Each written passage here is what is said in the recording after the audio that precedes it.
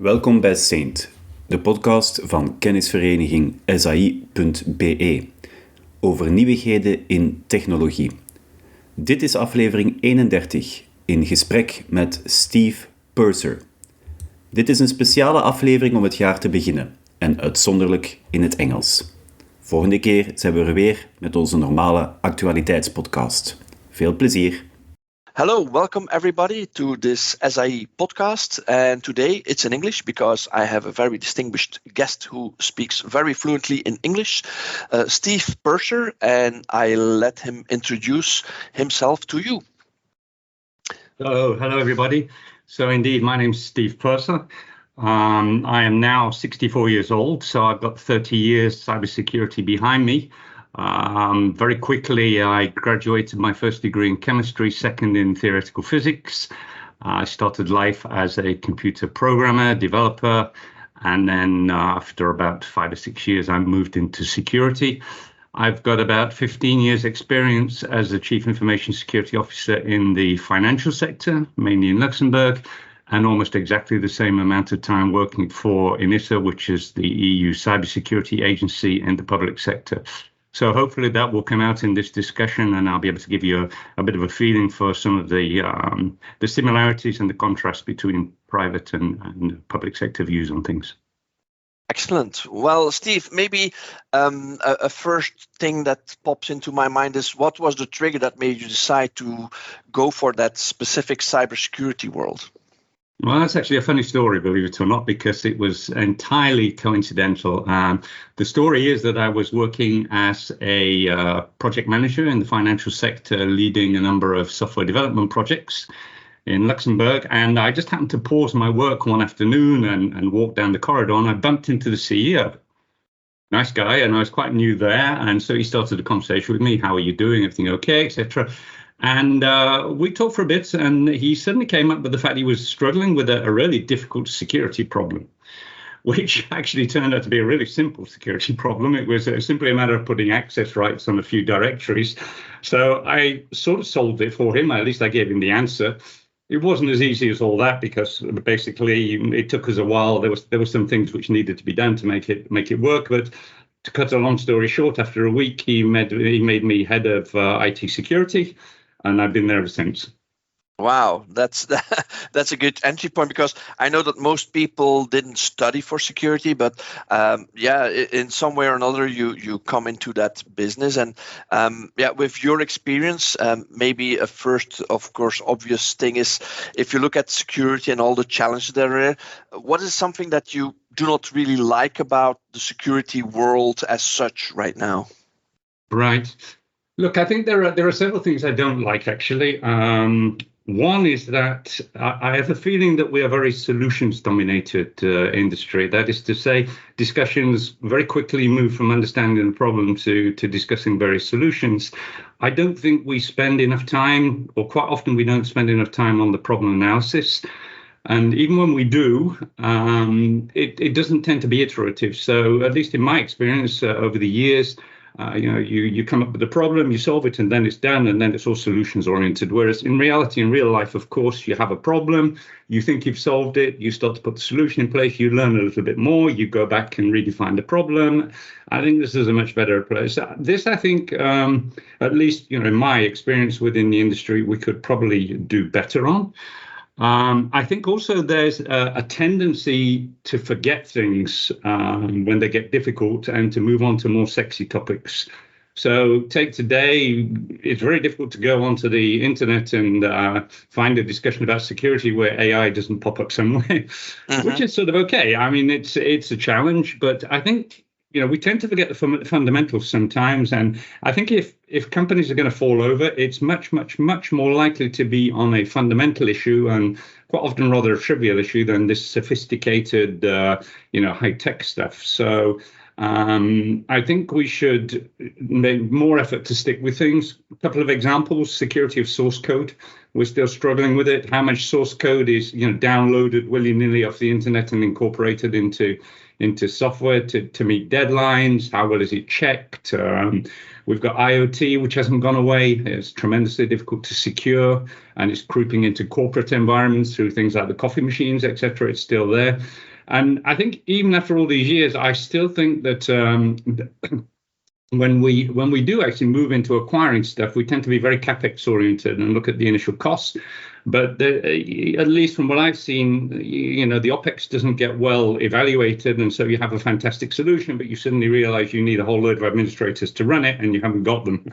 So these are the kind of things I think where we need to be a little bit more careful. Perhaps the last one as well, it's a very jargon oriented business.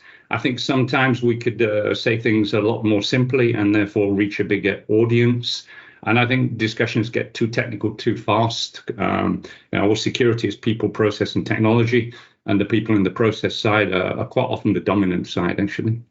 So does that mean that, if I understand you correctly, that actually the cybersecurity world and activities are still kind of similar to the IT world? Because I hear similar things in the traditional IT world. Too many tools, not enough quality, not enough people. Is that something that you see similarities in between the IT space and the cybersecurity space right now?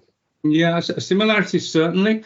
I don't know how far you can take that analogy. For instance, this thing about people is also rather interesting. My approach over the years evolved, and I would say it's much more about using people wisely and prioritizing things correctly than not having enough people. Sometimes you do need more people, it's for sure. But quite often it's much more about lining up your people in the right configuration so that they can deal on the problems that need to be dealt with. But yeah, there's an analogy there. I would follow that. And in terms of quality management, because one of the things that you refer to is the tooling, that they're focused too much on the tooling, but also the quality of the implementation, the quality of the selection. Are these things that you also see as not good enough or low quality? Look, in a sense, but perhaps not in the sense that you might think. I think people strive for a very, very high level of what I would call traditional quality, which funnily enough is not what you want. Let me give you an idea. Any procedure that is 30 pages plus doesn't stand much chance of working in the real world, in my opinion, unless it's absolutely necessary. But normally the way to go is for short documents, which people can assimilate and understand very quickly, and more importantly, can keep up to date. So again, it's a sort of tendency over the years that seems to come back and back again. First versions of documents are great, but then they don't get updated and they're very long and people don't read them. So these are the kind of problems we really need to struggle with. So short documents, publicize them well, make sure people read them, and more than anything else, make sure they're adapted to the situation in which they need to be used. Oh, yeah, absolutely agree. And I see a lot of people, you mentioned AI. Oh, we need an AI security policy. And it's like, wait a minute, don't you already have something like classification, or isn't this covered as a topic by other things as well? And sometimes people say, no, I want to see an AI policy, otherwise it doesn't count. And that's sometimes really weird. And we have to be able to stand back and say, no, we don't need it. It's that, and that's linked to that jargon as well, as you mentioned. Yes, I think also I agree with you that the jargon and the acronyms that are used in the security world and sometimes translated by some vendors is mind blowing, and it's bad because people don't understand us anymore. I mean, the non-security people don't even understand us. Let me maybe switch it also to then a more positive side. What are, based on your experience, and you're very much experienced in security, what do you like and love about our security realm and work today? Look, I think it's, to my mind, it's one of the best areas you can work in because it's difficult. It's extremely challenging. And I think if you have the right personality and you're prepared to face that challenge, it's a fantastic business to be in. So what I like most, perhaps, is solving what I would call multifaceted problems. We mentioned this people, process, technology trio. I think you pretty much got to understand the three elements, put them all in context and balance them correctly. That's not easy. I also like the challenge of identifying optimal solutions, taking all the different factors into account. So balancing business opportunity versus risk, for instance, taking care of budget and OPEX constraints and the impact on staff. Years ago, perhaps not so much now, but there was this idea that you produce a load of security logs and people would analyze the logs every day. I wouldn't like to be the person who analyzed the logs every day. It's very boring and I would go to sleep. And I think that's true of a lot of people who are being asked to do it at the time. It just didn't work, right? So I think you need to be able to, approach the subject from several different angles and enjoy it. And it brings with it also contacts with many different kinds of people. So obviously technical people, but also lawyers, politicians, business people, privacy advocate, you name it, you can come across it. And I think the challenging thing is to participate in dialogues and try to bring to the table ideas which speak to each of them in their own different capacities. And that's really difficult. But that's what I like about it. Maybe last but not least, I think the biggest challenge is to bring, once you've fully understood the problem, is to bring to the table solutions that will really work, and not just for a few months, but in the long term. So that requires a lot of experience. It requires trying things, learning from mistakes, and it's very difficult to do. So some examples. What have I learned through my dealing with security over the years? One example I would use is I try in as much as possible when I lead people to let them give me the solution rather than me give them the solution. Yeah. You get a bit of buy-in, you use their skills more, they're more committed to the solution. And, if you give them the solution yourself, it's a lose-lose. If they give you the solution, it's a win-win. Another example about, doing things realistically, when I was very young, I had a terrible project. It was very difficult. And I made the big mistake of hiding bad news from my management. I didn't want to tell them that things were going badly. That's the worst thing you can do. I mean, now one of my golden rules is if things are going bad, I get it out as soon as possible and try and deal with it. So just two examples, I think, of why I like it, because that's evolution, right? I have evolved in the role, and I think it's made me a better security person in a sense. And is also part of the love for the cybersecurity work, isn't that also a little bit the detective work? It's kind of finding out what went wrong, and I kind of like the Sherlock Holmes type of person you need to be to kind of get new problems thrown at you, and you have to figure out. As you mentioned, you were thrown into in the beginning, you said, okay, my CEO came to me and said, okay, I have this issue. Can you solve it? And you had to figure it out. And you found out that maybe it was not complicated. For the outside world, it looks like, wow, magic done by Steve. Fantastic. Isn't that also part of the equation? Absolutely. That you have to have that investigative spirit? No, absolutely. I like that a lot. And the fact that you have to continually question yourself, and I like this idea that problems are, they may be complex, but if you break them up in the right way, like you say, if you attack them in the right way and you're not afraid of them, you can eventually usually solve them. So indeed, that's a really interesting part of the job, I think. And the variety, as you mentioned, when you started and you compare to now, the topics are exploding. Cloud and internet were not there when you started and I started, and then now there's this new vibe on AI coming, and what else is coming? But there's always something new. But isn't that something that at the same time you have to have a mindset for it to allow that change to happen?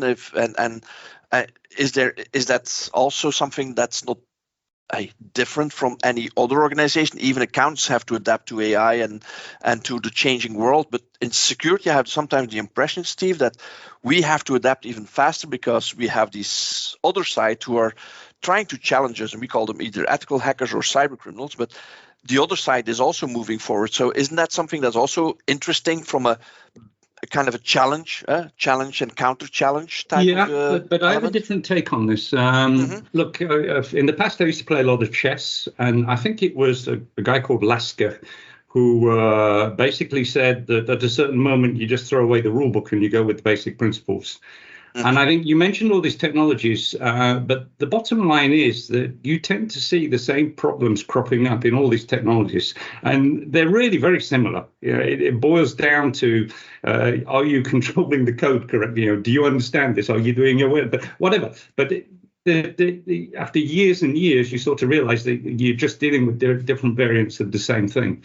So, yeah, it does make it interesting. But I think there is, in order to manage the complexity, I think you need to seek to look at things at a high level of abstraction and say, what did I learn with this sort of technology and how applicable is it here? And that works quite well, actually. Here's a last comment, by the way. I've just recently been doing a lot of work on AI for myself. from what I found at least, and I've done a lot of reading about it, there are not a lot of security controls you can put on AI. There's only a handful, really, that are used a lot. So you can do the most fantastic risk analysis in the world, but when you've got the kit of tools, if you like, for controlling it, it's quite restricted. So that also tells us something about where we are and how we can deal with something. And a lot of those controls are also very traditional, by the way. So. And the traditional roles are then controls that you're looking at is then confidentiality, integrity, availability. I hear sometimes people focus on the confidentiality, maybe the integrity, but usually say, oh, availability. No, that's not security. What's your take on that? Point. That's a terrible mistake. I mean, when you look certainly at the everyday citizen, and myself as an everyday citizen, I suspect that the biggest problem is phishing and ransomware and things like this. And there, you basically need a backup. If you haven't got a backup, you're shot, or you're not necessarily shot, but it's so much easier. Availability is really important, and it's also one of the most difficult problems to solve. So even professional organizations, the only real way of solving this is by having large amounts of redundancy. So in the cloud, you have horizontal scaling, and this is great. This is one of the big advantages of the cloud, of course. But if you've got a massive DDoS attack going on, redundancy is pretty much your only solution, I think. And then if you do go down, again, backups are key to getting back up to speed again. Yeah, and it's amazing how many people trust either IT or security to make sure that it exists. But sometimes that trust is, but wait, can you show me the evidence? So showing the evidence that actually a restore can be done on the backup tapes is always interesting. And in that sense, it's another challenge. I think in terms of the challenges, okay, I'll trust that it's done, and the business people who are non-IT, non-security, trust a lot, immensely in, it can be restored until it has to be done. And then it's an amazing challenge to see, first of all, does it work? And secondly, how long does it take? Because sometimes the restore takes days or weeks to get all that terabytes restored of data, and hopefully it works. Are there other challenges that you see today in cybersecurity aside the backup restore? Look, I think one of the biggest challenges we have is this idea of recognizing the fundamentals. So I think I said it earlier, but I think a lot of companies fall down because they don't get the fundamentals right. And the fundamentals are largely what I would call electronic common sense. I mean, it's knowing how to do things in the electronic world. So I suspect that take an average company, a large company, people move around a lot between positions. Probably the staff always get the new access rights they need, because otherwise they can't do the job. But do they lose the old access rights associated with the old position? Probably not. In which case, over the years, they accumulate an enormous amount of access rights, and then they leave the company at some stage. And then, a lot of the time, these accounts are not deleted, so they become dormant accounts, and they're extremely useful for people who actually manage to hack in, or even for insiders who want to do something. So this is an example of a fundamental, right? Also, badly configured access rights, or extending too much trust to external service providers. I have the greatest respect for external service providers, but they are external. They're not part of the company. So there's a model that needs to be put in place. You can't normally control external people as well as you can control internal people. So you need to adapt your security model to take care of that. If you let someone from the external world come in and give them super user access on all your machines, you better be absolutely certain that, they're a good guy or lady who's doing the job, right? It's and that raises me to another thing. Some good practices that we used to rely on in the old days, I see them less, like vetting people before they come on board. Yes. If you don't vet people, in general, you might be able to get away with it, but certainly not for security positions. I mean, these are very powerful positions where a lot is at stake. So a minimum amount of vetting is a necessary thing, I think. And is the vetting, because it's an interesting topic, because in the sense in the US, vetting is done with professional firms who even go beyond the acceptable level, go to see what your background is, if you have some elements done in the past. Whereas in Europe, they but it's privacy, and HR can do certain things, and they can ask okay, do you actually have a degree? Can you show me that degree? But then it stops. I fully agree with you that cybersecurity has access to sensitive information or has to make sensitive decisions sometimes. But indeed, do you see from a global perspective or even from a European perspective, the vetting, if you say it's important, how far can we go, practically speaking, without damaging or going beyond what is acceptable? Look, I think you need to be careful, of course. No one wants to fall foul of the GDPR, but I think if someone is applying for a job and you are going to extend trust to them, then you need to have the means of verifying that. So I live in the Dutch community, and I think they have, what is it, certificate van goede gedrag or something like this. But it's basically a certificate that you can get from the City Hall, community house, whatever. So this is basically something that you can get, which shows that people have not broken any laws. I think this is a very good start, and I think you're entitled to ask certain questions and to take references. Yes. Why not? I mean, Correct. This is a minimum, I would say, right? So, of course, certain things are very sensitive, and that we should not dig into. But I think it's not too difficult to put together a sensible set of questions and to follow up on them. Yeah, and it's true that it's all about people, as you mentioned. That people install systems, configure systems, maintain systems, use systems, and so indeed, especially if you're a cybersecurity professional, talking with a lot of people trust you. But indeed, I think it's important that also on contingent workers or external workers, making sure that they're vetted as well, because you can have HR process the vetting process and they might be very experienced, but what about the external companies or external people that are being vetted?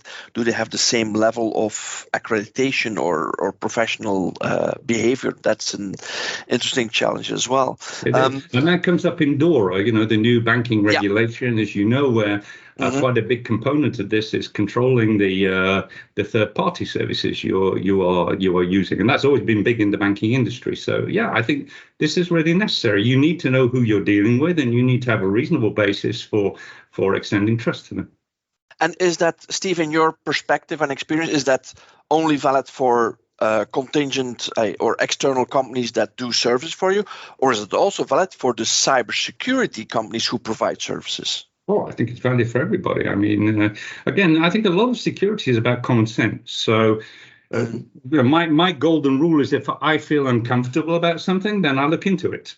Yeah. And I think here, if someone is working for you in any capacity, it could be that they have access to stuff or they can get access to stuff. So I think, as a company, you have a right to ask a minimum of questions and to satisfy yourself that you're comfortable with the arrangement.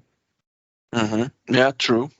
In that sense, what was the biggest mistake you've ever seen or witnessed in your career that you're like, oh my God, why did that happen?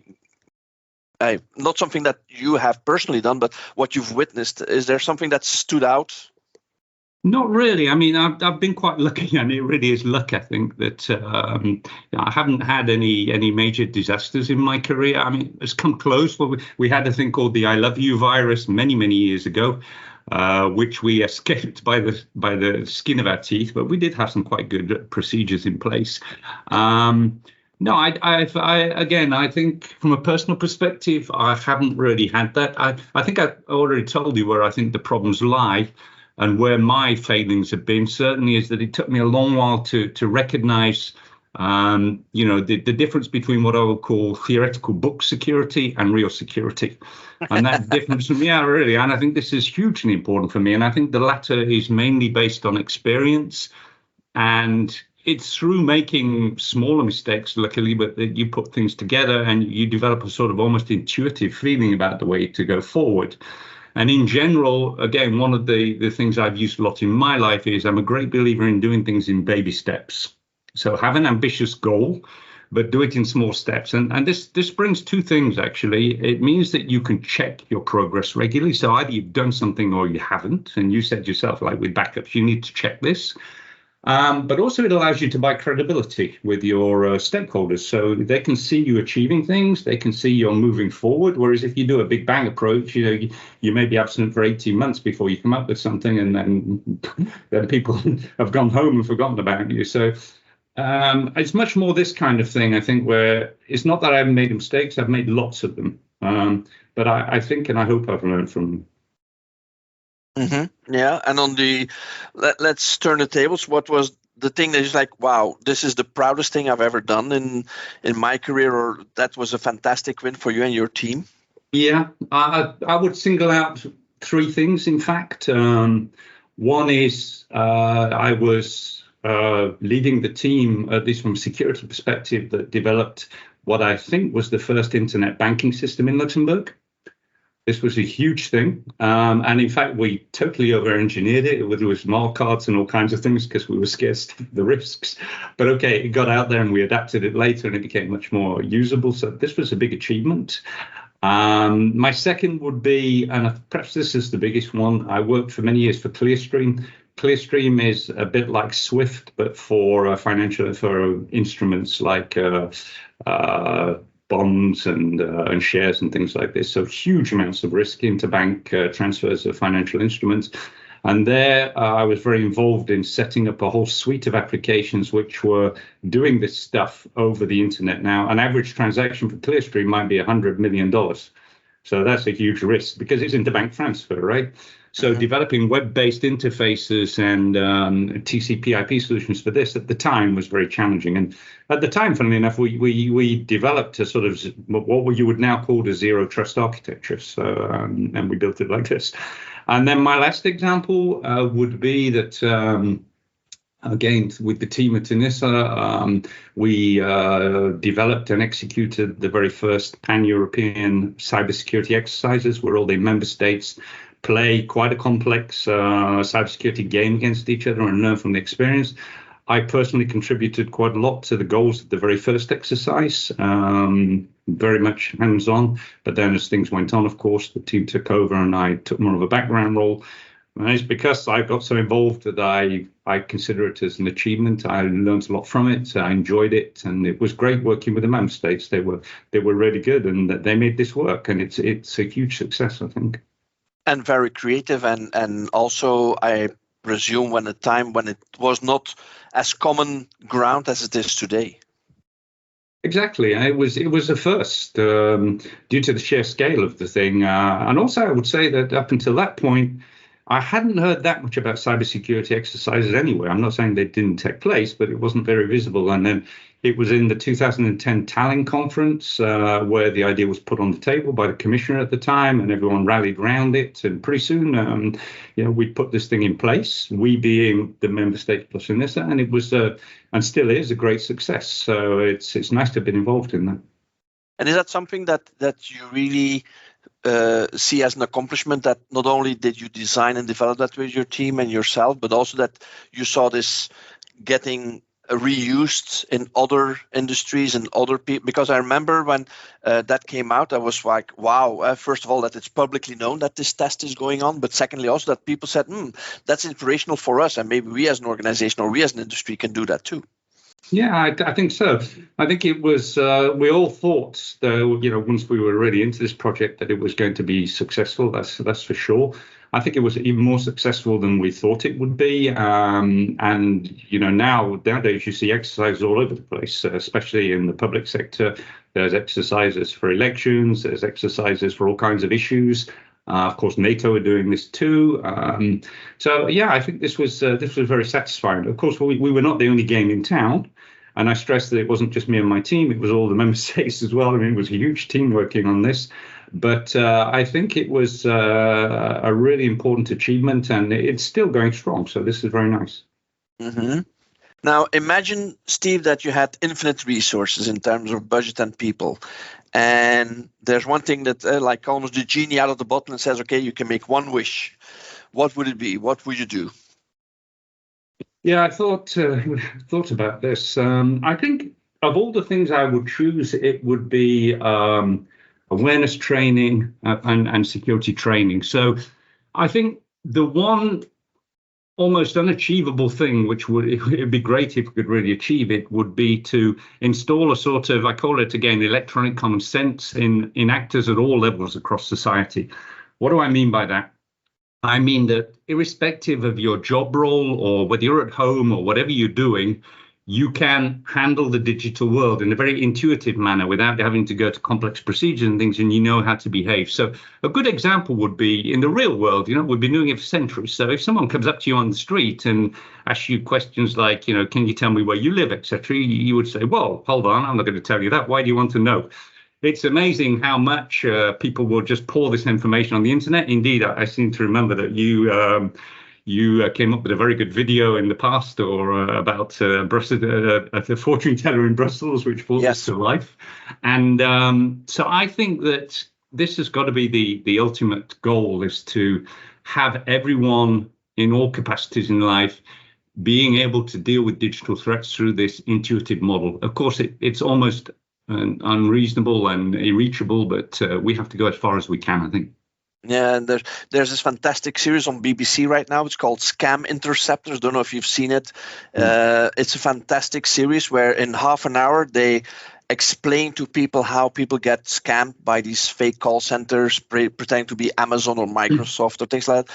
And since it's on a global network like the BBC or a national TV, and it's accessible without using very difficult words, it's bringing to the audience this kind of awareness of, this is really happening. What can you do to prevent? But also, how do you recognize it? And of course, you never reach 100%. But I agree with you that making people aware of some of the risks and bring it down to their language is an important one. But indeed, it is a challenge that I agree with you is something that will never finish. But on the other hand, I also see that, again, people saying, but if you install this tool, magically you will be aware. And that's not true either. It's a lot of communication. It's a lot of awareness. I like the fact that in Belgium, Safe on Web is a great initiative, not just as a website, but also on your mobile phone, sending the fake mails. It's something that we should, as an umbrella, but protect us all against these kind of devious links or things like that. But indeed, it is an eternal battle. But yeah, I feel that, and I remember in 1999 there was discussion about the European electronic ID.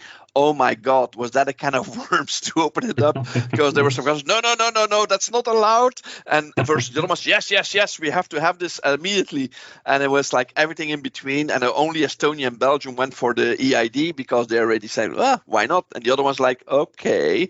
But it was funny to see how it worked. But it all starts with, indeed, making sure that people are conscious of who you're talking to, and especially with social media was another trend, another breakthrough. Social media is great, Steve, but a lot of people abuse that. If you see how many people get tricked in WhatsApp discussions because it's not secure.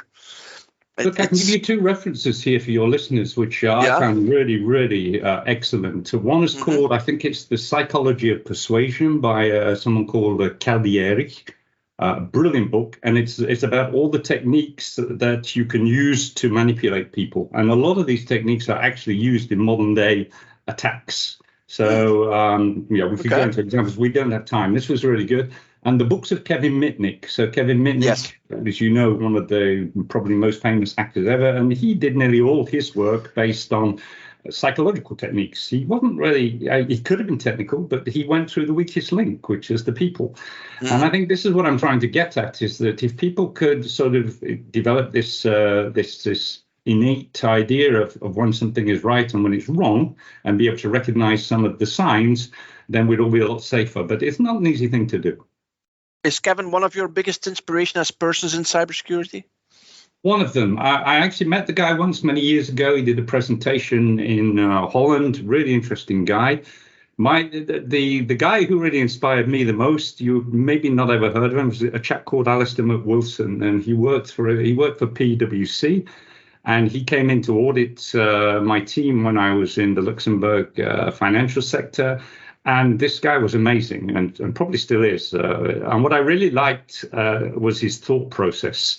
He was a cybersecurity expert, but it wasn't that which impressed me. It was the fact that, he had a very methodical way of doing things, and he was very clear. He was a good communicator, and he was quite an inspirational chap. So that was the person who I think inspired me the most. Yeah, and you're right. It has to be the transition or the translation from something complicated or looking complicated to something that is understandable, and indeed chopping it up in pieces and making sure it's digestible, I think is a big challenge and a big talent indeed. Okay, cool. I'll look it up. Talk about inspirations. There are a lot of movies around. Do you have an all-time favorite movie in cybersecurity? I never look at cybersecurity movies. Oh my God! Okay. No, really. Right. Look, I also have a rule that work is work, and I do other things. I like theoretical physics. I'm a bit boring like that. I like mathematics. I like history. I have a lot of hobbies. I go running a lot. I try to turn my brain off at the end of the day. I have enough cybersecurity during the day. I've literally never seen a cybersecurity film that I can remember, apart from the old one with Matthew Broderick. I don't know if you remember, that's very old. And I've never read a cybersecurity novel either, so I have to disappoint people there. Mm-hmm. No books either that you think like this is something you will recommend, or that you said, well, that was a good one? Yeah. Okay. Books, definitely. I mean, books I liked and which have stuck with me over time. I like very much Ruth Schneier's Applied Cryptography, because it's very easy to read. It's not very technical. And I thought at the time when it came out, it was really a trendsetter. It was very good. I liked it a lot. And then there was a book which was lesser known, which treated security protocols. And that's the other side of the use of cryptography, is how you embed it into protocols. Unfortunately, I can't remember the name of it, but it was a very no-nonsense book, and it went from very simple protocols to very complex ones, such as Needham-Schroeder, which underlines the Kerberos protocol, and Otway-Reese and stuff like this, quite complex ones. And it took you through it step by step, and it explained how they'd evolved and why they'd evolved. And these were really very good.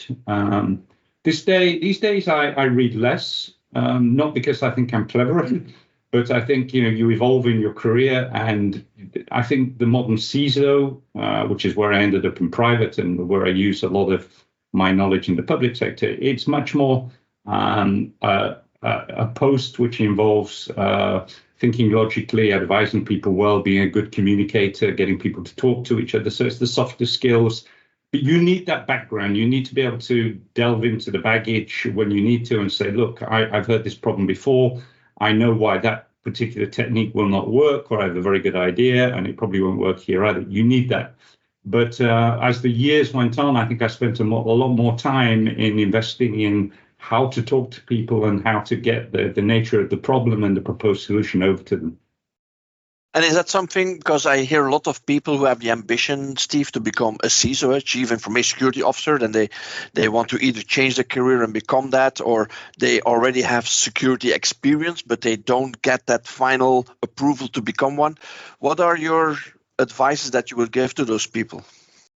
Look, this is actually a really good question. And my first piece of advice is think very carefully about what you want. That might be a strange thing, but I spent years and years interviewing people, both for the private and the public sector. I was continually surprised about how little people had thought about their short-term objectives for their career and their long-term objectives. And I think one of the biggest mistakes people can make is to put themselves into a career where they're going to evolve into a job which has a great title and it pays very well, but you hate doing it. Mm-hmm. And I think you need to be a certain kind of person to enjoy being a CISO. It has a lot of contact. Not everybody likes that. It's not usually half as technical as people think it is. I would say it's really much more based, as I said, on being able to talk to people, being able to explain things to the business people and the technical people. It's much more this kind of stuff. So that's my first piece of advice. Make sure you know where you want to go before you embark on that route. And then the second is, I think, realize that if you really want to be a CISO, it shouldn't be, in my opinion at least, that technical a position. Yeah, you should have technical people underneath you, and you should be able to ask them the right questions and understand the answers. But as a CISO, you've got to deal with everything. You can't possibly be an expert in cloud, cryptography, AI, IoT, and the rest of it. You've got to learn to deal with other people and use them to the best of your ability. So my advice to people who want to be a CISO is be a generalist. Learn as much as you can about technology and how it works. develop a sense for the kind of solutions that work and don't work, get good at talking to people. And perhaps one last piece of advice, and this is really important, don't be afraid to try things. I think it's better to do something and do it badly and then learn from it than try and achieve perfection and never start it, or be too afraid to start it. So obviously, I don't say go out and do a bad job, but don't be afraid of doing a job that is far from perfect. That's normal. That's the way life works. But then you learn from it, and the next time you do a better job. Mm-hmm. Yeah. No, I agree with you. And of course, for these people, it's very hard to get examples. I have the impression that a lot of people are still trying to discover this role on their own. They have some books and they have some videos maybe, but indeed, as you said, it's about this big picture. It's managing a budget. It's explaining this to executive management. It is an HR role. It is an awareness role, training role, coaching role as well. And I think technical people they're perfectly capable if they take the time to learn those skills as well. But also in terms of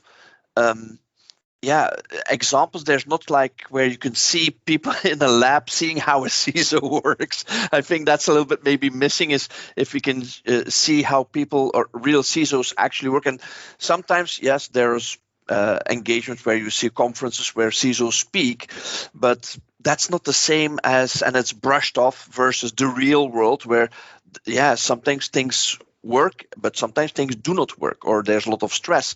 I hear also a lot of stress that is saying people like, maybe this is not for me because, do I want to have this amount of, because it's a management role, but it's a 24/7 role almost if you do not manage it well. And I think that's a dangerous. What is the risk that people go into burnout? What's the I think it must be very high. Yeah, it must be very high. But I think this is also due to the same thing. It's a marathon and not a sprint. Yes. And I think, and that's why another piece of advice I would give to young people is, of course, everyone wants to get a really nice title as soon as possible in life. And it sounds great if you're ahead of something. But it's a two-sided coin, and then you have to live up to it. And that's not always good. Give yourself time to learn. Talk to people as much as possible in different disciplines, try and find out how things work and learn how to deal with stress, because it is a very stressful position. And this is also back to attitudes. I think if you're a bit of a perfectionist and you want to do well in everything, the tendency can be that you take everything on your own shoulders and it's a very personal approach to things. This is really almost certainly a route to burnout. The CISO is a sort of chef d'orchestre in his or her own environment. It's to make other people do the job, not to do it all yourself. And then you're sharing the burden as well with others. It's teamwork. And I think that's why I say marathon, not a sprint, because you don't learn this in a couple of years. It's an approach that takes a lifetime to develop, right? And here's the last point, if I may, Marc, because this really worries me. I see a lot of adverts out there at the moment recruiting CISOs, and they need this whole long list of technical certifications. And then they're looking for young people with 5 years of experience. I don't get this. I think it's like asking for a 17-year-old admiral or general. They don't exist. It takes time to do this. I really think that recruiters are getting it wrong there. They should be looking for people who are more experienced in these softer skills and have a good background. And I feel sorry for the younger people, because if really you come in at sort of 29, 30 years of age and you're a great technical person, but you've never you've never had to do all this board level contact and resolve disputes between business managers and manage your budget and the rest of it, life is going to be tough. Mm-hmm. And you mentioned beginning that, and I don't know what the difference is, but can you maybe explain also, is there a difference between public sector and private sector in terms of security leadership, or is that exactly the same? No, it's not exactly the same at all. I think, first of all, what you're trying to achieve is very different. So in the public sector, business is there. Of course, you want to do it in the most ethical way, etc. But the bottom line is you're there you have a business. You've got to make a profit, and you've got to keep your stakeholders happy, etc. And you've got to make the best use of the security approach to support that, which is fair enough. In the public sector, the goals are much more, how can I put it? So they are more noble in the sense in that, it's like good of mankind, the good of society, etc. And that actually has quite a big effect in terms of the way you approach things, and the pressures and the trade-offs tend to be quite different. So one of the biggest difficulties I found in working in the public sector, for instance, is that the methods they use are good, but they're rather slow. So in the EU, you have something called comitology. Now, to my mind, comitology is you talk forever until everyone agrees with each other. I don't mean I say it funnily, but it's a bit like that. And it moves very slowly. Okay, it gets the right result. But when you're in a fast-moving technological domain, that's not a good position to be in. And that's the advantage of industry. Someone can just say, right, enough, we're going to do it like that, and basta. So they're very different, and you have to adapt your techniques to work in both, I think. But essentially, what you're trying to achieve and the techniques you're using to try to achieve them are pretty much the same. So take the CISO's role. It's all about being transparent. It's about talking to people. It's about getting compromise. It's about being able to prioritize. It's about understanding if you take a risk, what risk you're taking, et cetera, et cetera, et cetera. Same in both. Wow. Thank you. Thanks, Steve. Wow, what a great conversation. And thank you very much for your insights. Really appreciate it. And thank you. Yeah, it was really nice of you to invite me. I enjoyed it. Thank you very much. And thank you for the audience. If you're listening to this, this was the SIE podcast and with Steve Purser. And as always, you can listen back on the different channels that we have, and hope to hear from you next time.